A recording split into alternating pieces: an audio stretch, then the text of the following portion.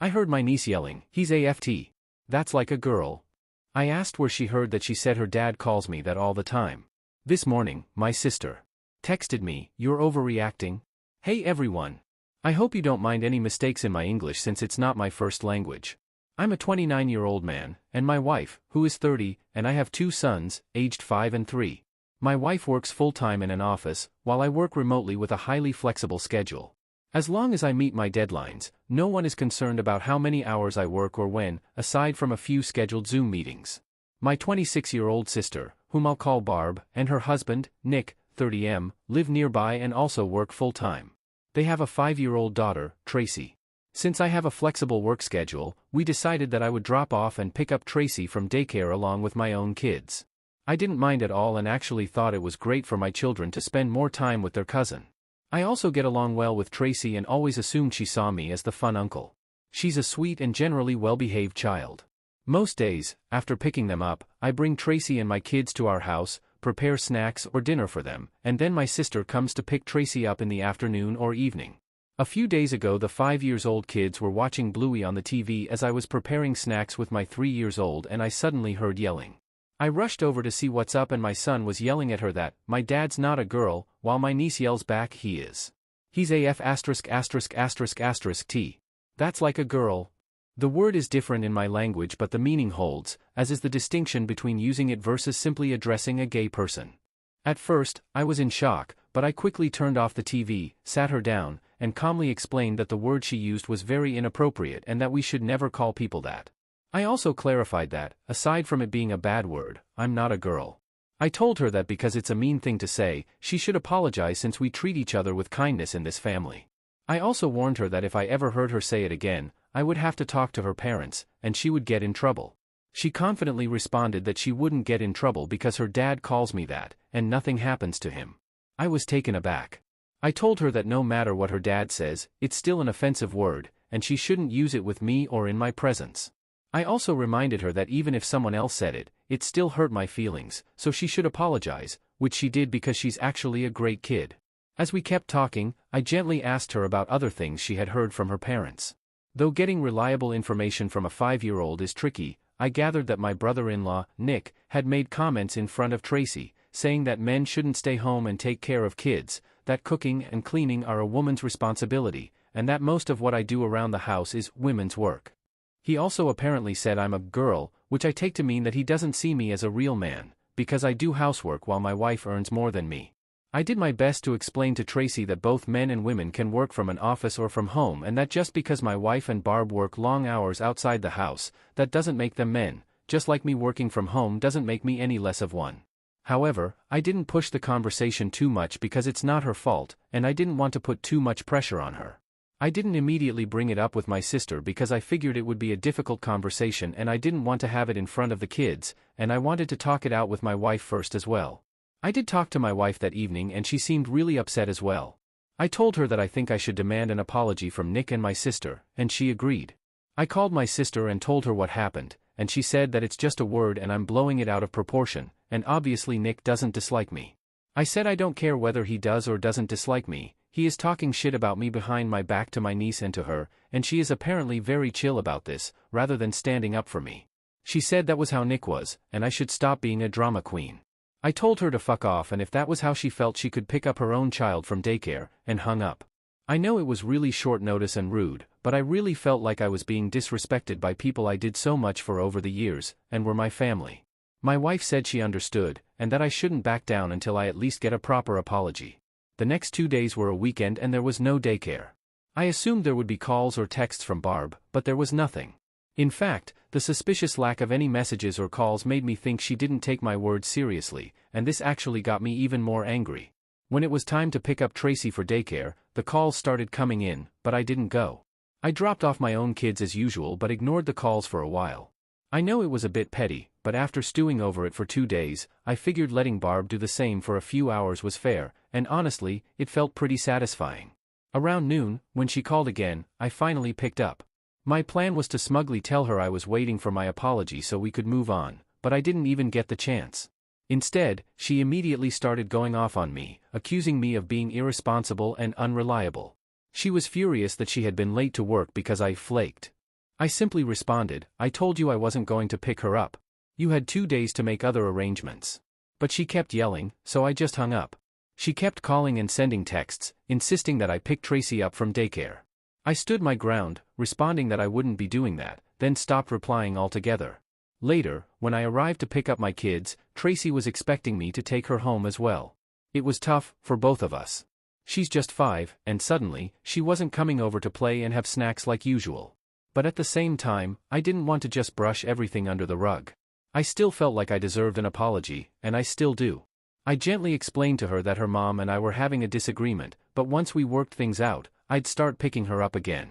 She was understandably upset, because, again, she's 5, but I apologized, took my kids, and left.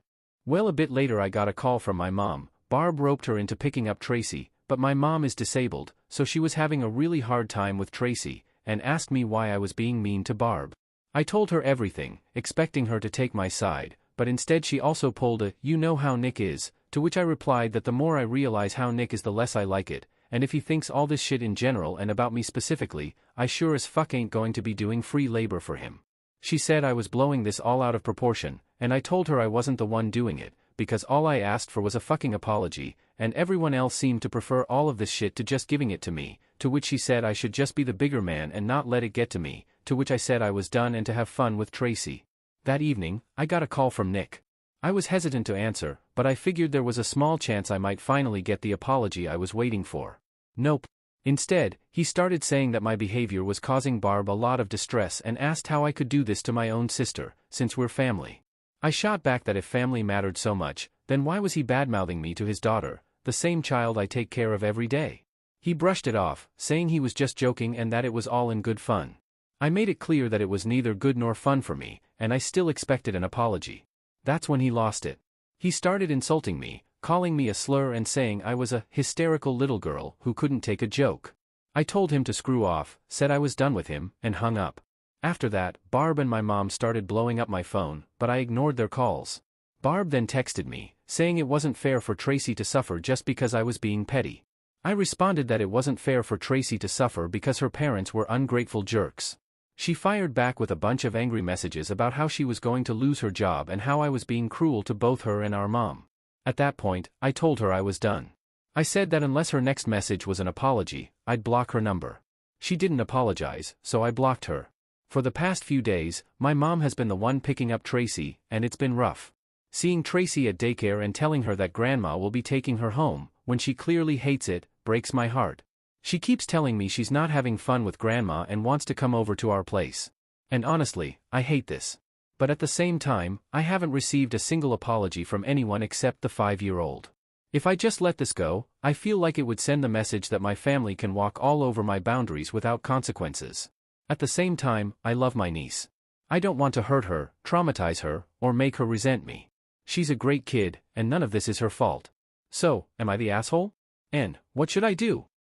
Edit. Wow, I can't believe how much support and advice I've received in just 4 hours, thank you all so much.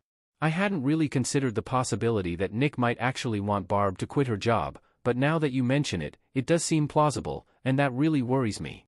That said, there's not much I can do until Barb at least acknowledges that that's just how Nick is, so stop overreacting isn't an acceptable excuse. I also have a feeling my mom won't be able to keep picking up Tracy for long, she's already struggling with it, so I hope I'll get the chance to talk to Barb about everything. Ideally, she'll come around because she genuinely sees my point of view, but if it happens out of sheer desperation, I'll take it. I'm not sure what kind of childcare options they can afford, especially since they're already struggling with a mortgage on a house that's stretching their finances thin. Most importantly, I'll make sure Tracy knows that I love her and none of this is her fault. Again, thank you all. Relevant comments. Someone suggested that OOP shouldn't cut off contact with his niece but should have serious discussions with Nick and Barb about the way they talk about family.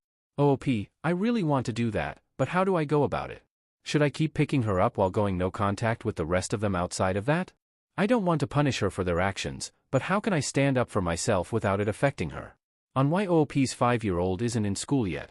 OOP, they, Tracy and my son, will be starting school next year. My son recently turned 5 and wasn't eligible yet, and Barb and Nick decided to wait so the kids could start school together. On whether OOP's wife and other family members are aware of Nick's behavior. OOP, you're not wrong, this isn't the first time we've clashed. I thought the previous issues were resolved. For example, when he first started coming to family or holiday gatherings, he would just sit with my dad and watch football, soccer, or whatever while I was hosting and taking care of the kids. He wouldn't even get up to help clear the dishes, even when my dad did. I called him out on it a few times, and now he does help, so I figured he just wasn't raised to be considerate but was capable of change. Then there was the issue of him leaving awful tips for restaurant staff. I assumed it was because of his financial situation, so my wife and I started covering the bill instead since we could afford it. We were already paying for my parents anyway, since my mom doesn't work anymore. So I don't know, he was never my favorite guy, but he seemed to make my sister happy. She had a few terrible relationships before him, so I would pick my battles.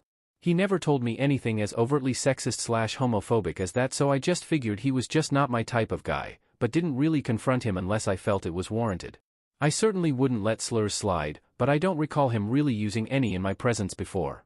And he doesn't really spend any time with my kids anyway, so I was never too worried about his presence around them. As for my sister, she is my sister, and we used to be very close. Hell, before this shit I thought we still were close. But now that I think about it, I think she kind of became more withdrawn these past few years, because we used to talk about everything, especially around my mom's diagnosis. She has multiple sclerosis, and her being so willing to overlook someone talking like that about me actually caught me totally by surprise. Still, I don't know if I want to cut her off completely, but also, obviously I can't just ignore her excusing Nick's behavior. OOP responds to comments on how he chose to work from home and letting his wife be the one who works outside the house. OOP on work-life balance. OOP, I completely understand where you're coming from. When I first graduated college, I had an incredibly demanding job, but it brought me no joy. My wife, on the other hand, absolutely loves her career and is thriving in it, and I'm genuinely happy for her. But for me, work is just work. I do my job well, but it's not my passion. My real priority is being able to afford fun experiences for the people I love. The time I spend with my wife and kids is what truly matters to me. OOP on going low contact with his sister and Nick, but not his niece. OOP, honestly, I think that might be the best approach because I feel terrible for not picking Tracy up, and my kids really miss her. I do want to have an open conversation with my sister once we've both cooled down because, at the end of the day, she's still my sister. But as for Nick? He can go to hell. I won't tolerate this behavior again, and I refuse to be taken for granted. OOP on their financial situation compared to his sister's family. OOP, financially, we're in a better position than they are. Our house isn't bigger, and our cars aren't flashier, but we're completely debt-free. My wife alone earns about as much as the two of them combined, and she has some solid investments. According to her, I don't know much about investments myself. My income is decent, but it's nowhere near hers, more than Barb's but less than Nick's. It mostly covers our recreational activities, hobbies, and vacations. They have a larger house and nicer cars, but they're tied up with a mortgage and loans, so they can't afford to quit their jobs, reduce their hours, or cover childcare costs. That's how we ended up in this situation in the first place. I love Tracy, and I didn't mind helping out. Update. Clarifying a few things. My dad passed away from a heart attack 2 years ago. Given his heavy smoking and generally unhealthy lifestyle, it wasn't entirely unexpected. He had previous heart issues. Despite that, he was an amazing father and grandfather right up until the end. His passing left my mom on her own, and she doesn't work. My mom has MS, which has remained mostly stable but gradually worsens over time, with occasional flare-ups. Stress tends to trigger these flare-ups, and when that happens, she usually doesn't fully recover to her previous level of health. That's why we try to keep her as stress-free as possible. My dad had life insurance, so her house is fully paid off, and she has some financial support. However, she also relies on a caregiver who comes 3 times a week to help with cleaning, cooking, and shopping, something she can't afford on her own, so my wife and I cover the cost.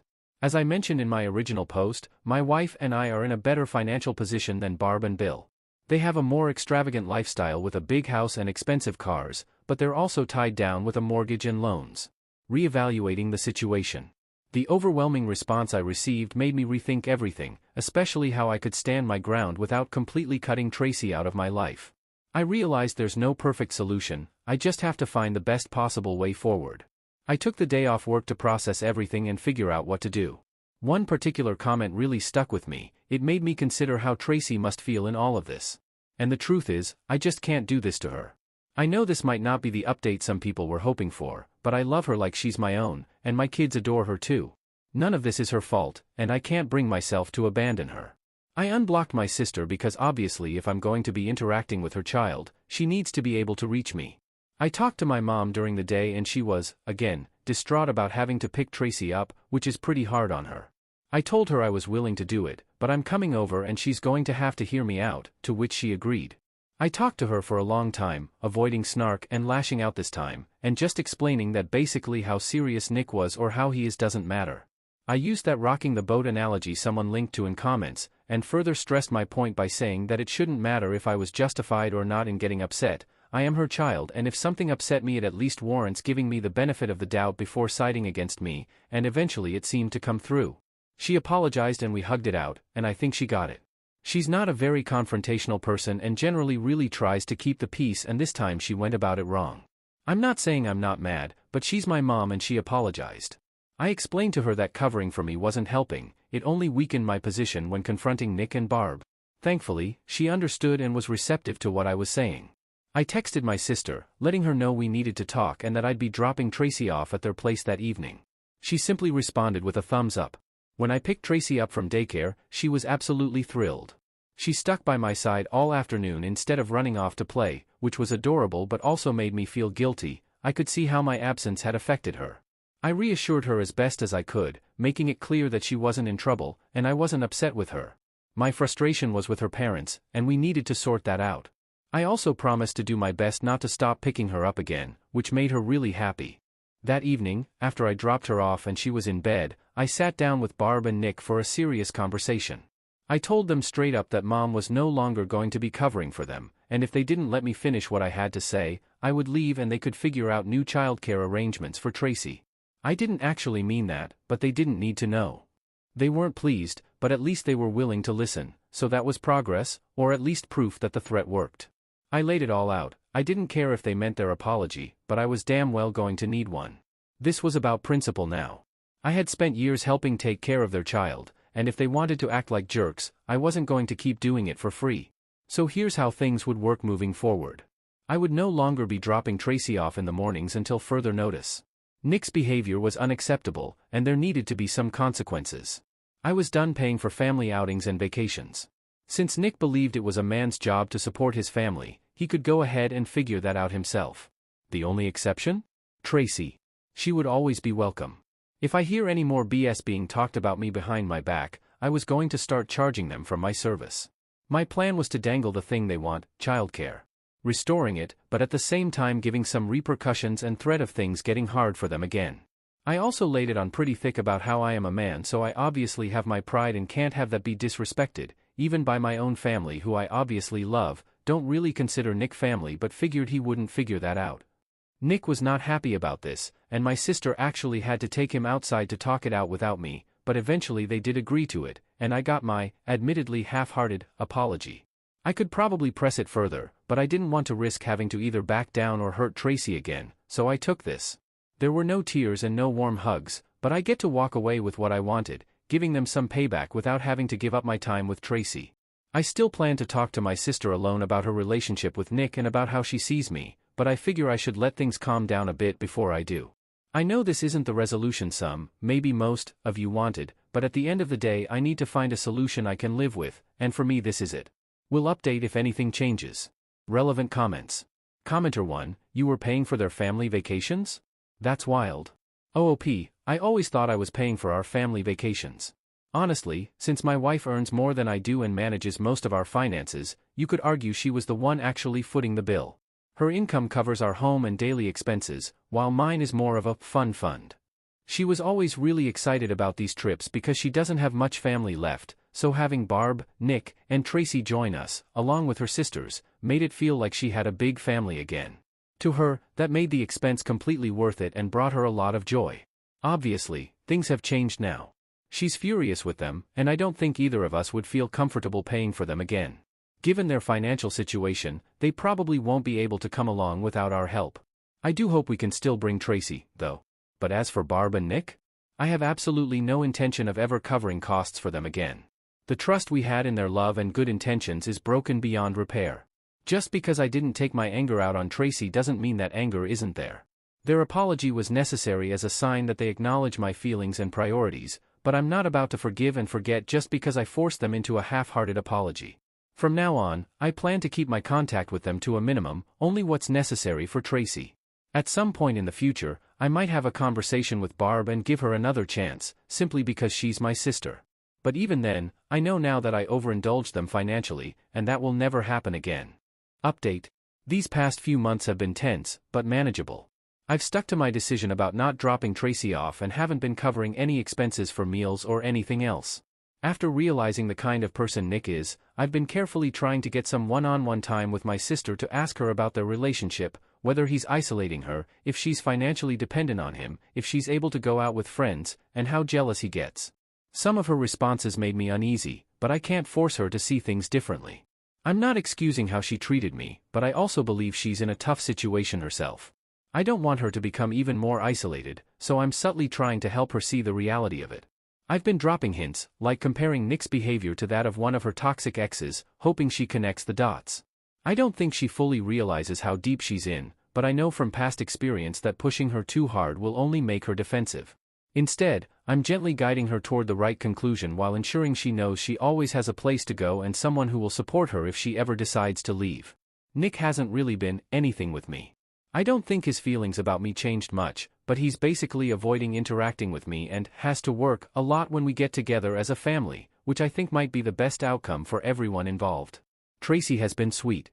She's slowly learning to read alongside my oldest, and still enjoys bad words. We just use less mean bad words now. Poop has been a hit. She's now a big fan of the Tom Cardy song, Have You Checked You Butthole? We've been pretty good about making clear the difference between rude words and hurtful words. During the holidays, we took a trip. I think Barb and Nick were initially surprised that I was serious when I said they were welcome to join, but only if they covered their own expenses. The only exception was Tracy, whom I was willing to pay for if they decided to send her along. I had a conversation with Barb about it, leaving it to her to decide how to relay the message to Nick, who was still avoiding me. I assume he didn't take it well, but I had no way of knowing for sure. Barb tried to push back, hoping I would cave, but I stood firm.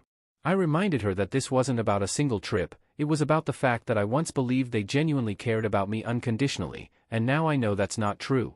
That realization isn't something I can just ignore. I explained that standing my ground was important for my own self-respect, and she could either respect my feelings or be upset about it, but I wasn't going to change my decision. The only choice she had was whether to pay for herself or not come at all, and whether to send Tracy with us. In the end, she chose to let Tracy come, and we had an amazing time. My wife, on the other hand, seems relieved to be around Nick less. Apparently, she had a bad feeling about him from the start but wanted me to figure things out on my own. She had hoped he wouldn't turn out as bad as he seemed, but now she's just happy that I'm standing up for myself and that we still get to spend time with Tracy. I still hope that one day Barb realizes the situation she's in. If she ever decides to leave, I will fully support her, even though I haven't entirely moved past what she either thought about me or allowed Nick to say about me without defending me. But at the end of the day, she's still my family. Thank you all for your advice and support.